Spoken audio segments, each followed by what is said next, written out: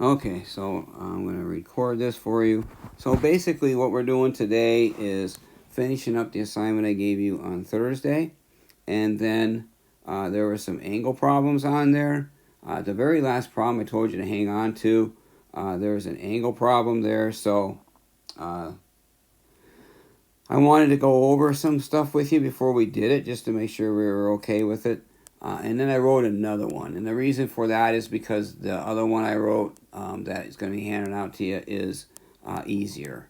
All right, so I wanted you to start out with something a little easy. We're going to do some more of these this week as we kind of focus on angles a little bit more, and they'll get harder, right? But I wanted to start out with something kind of easy, so we'll do this one. Then I have another one for you that's a little bit more like the one that's on your assignment that I gave you on Thursday. So you'll finish that assignment, okay? And then go ahead and have somebody hand out to you the paper with the new problem on it. Attach it to it. Stapler's on my desk. And then just give it to whoever's covering for me, and they'll set them on my desk for me. I'll give them some directions for that. So anyway, so that's what we'll do with that. After you're done with that, I'm going to show you one thing on Google Classroom I'd like to have you do. Hopefully you'll get some time for it, and that'll be pretty quick. But let's do this first. So here we have this on here, okay? And what we want to do is find all these missing angles. So A, B, C, D, and E, all right? So if we look at this, we see that we have right here a linear pair of angles, right? One is 35. A is right next to it. That's that linear pair. They share that side. So we know that those add up to 180 degrees. So to find A, we would just subtract 180 degrees and 35, and we would get 145 there. So I'd put 145 here. Okay, 145, 35 add up to 180. Now I can find B because B, right, is vertical to that 35. Okay, that's done. Now we'll come over and do this next one. Why not? Might as well do this. Again, we have some vertical there. Let me put this down. C I'll come back to over there.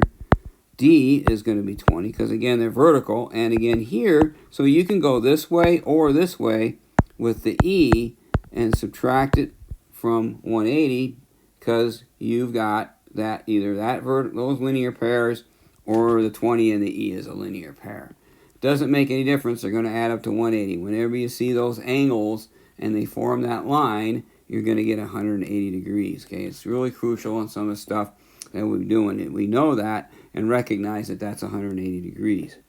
Coming up here to C, this is a 90-degree mark. So when you see that little square there, you know that's 90. Okay, we'll put C there, call it 90, and we're done with that one. So let's scoot on down to this one. On this one, we see these little arrows. That means that those lines are parallel, and we kind of mentioned that on Thursday. When we have those parallel lines, we have corresponding and alternate interior angles. So remember that basically what's going to happen here is that these angles are just going to slide up. So 130 is going to slide up and correspond to E. So that means, I think I'm going to do this in a green here. So that means that E, right, is going to be 130 degrees. So this is 130. All right. Now that I have that one, I can do... Oops, sorry, guys. Hang on. I messed up. Sorry, my bad there.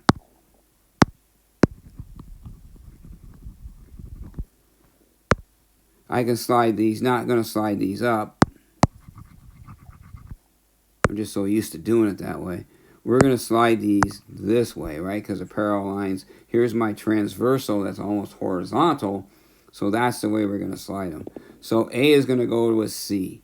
Problem is we don't know what A is, but we can find it, right? Because there's my 180 degrees again. So A is 50. All right. So A is 50. We're going to slide that up. I don't know what B is right now, but I got C being 50. So this is going to be 50.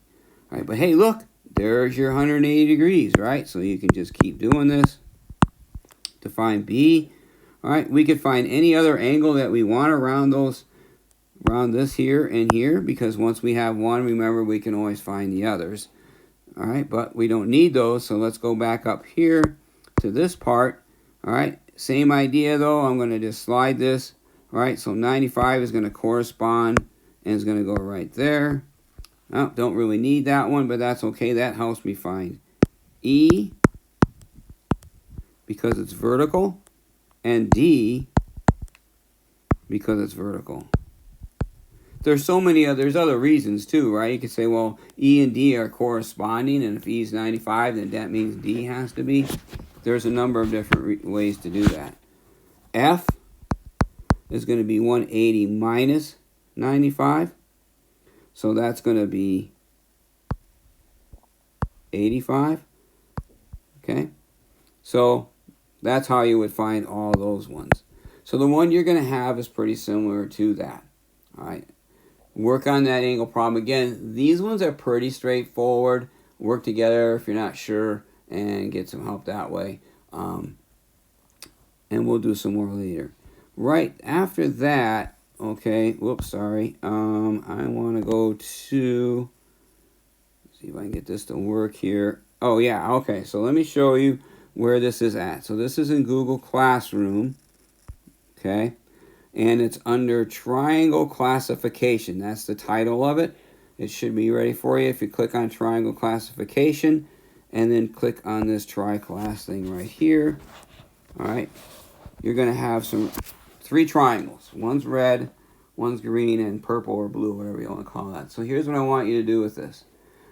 Not going to use the whiteboards because I'm not there, so I want you to take a piece of paper, right, one per table, all right, and we're going to write down some things that we notice about these triangles. But you can see that it says, record some observations, you got to collect some measurements. So when we're doing GeoGebra stuff, you really always want to try to collect some measurements. Sometimes it will say, hey, collect this or collect that, like measure side, measure an angle. And this one, it just says to do it. So to measure an angle, all right, you're going to click on this guy and click on angle, and then just click on the points, all right? And it will tell you what that angle is. Now, see how this one's on the outside? I'm going to undo that because I don't want the one that's on the outside. And I'm going to just reverse the order that I click it in, and now it tells me that that's 70. And then I would go ahead and measure the rest of those angles. Once you have all the angles measured, measure the distances. Click on those points and tell you those measurements. When you get all the angles and distances measured, move the triangle around because it's dynamic and see if you can see any patterns or anything that you might notice there. Right? Do that for each triangle. So you might want to write down red one, here's what I noticed. Blue one, here's what we noticed. Again, remember, you can't be wrong here, right? You're just collecting measurements, writing down what you notice, and then tomorrow we'll go ahead and talk about it. So don't turn it in, just hang on to it. Do turn in the assignment though. All right, make sure that you do turn that in. And again, once you just give that to who's ever covering, and they'll set it on my desk, and I'll get it from there. So work on the assignment, finish that up, and then go ahead and do this. I think that'll be it. So sorry I missed today, but I'll be back tomorrow. If you have any questions about anything, I actually might make it back before the class ends. If not, I'll be there for sure the rest of the day. All right. See you tomorrow. Bye.